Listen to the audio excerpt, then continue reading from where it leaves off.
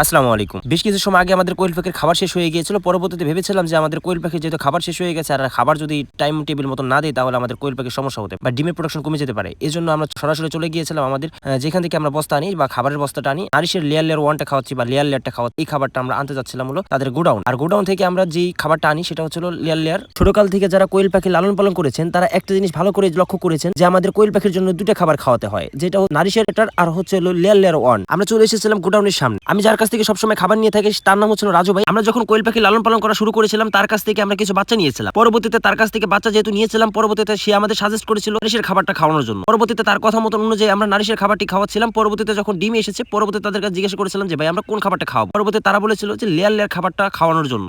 আমরা এই জন্য সবসময় আমাদের ফার্মে লেয়ারটা আর স্টার্টারটা খাওয়াই মিক্স করে।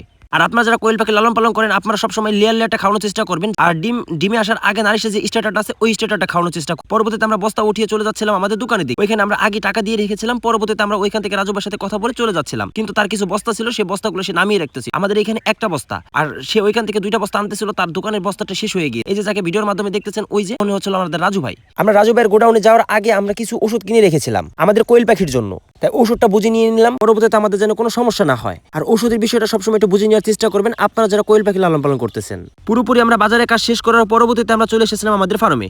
আপনারা সবাই আমাদের জন্য দোয়া করবেন, আল্লাহ যেন আমাদের রিজিকে বারাকা দান করেন।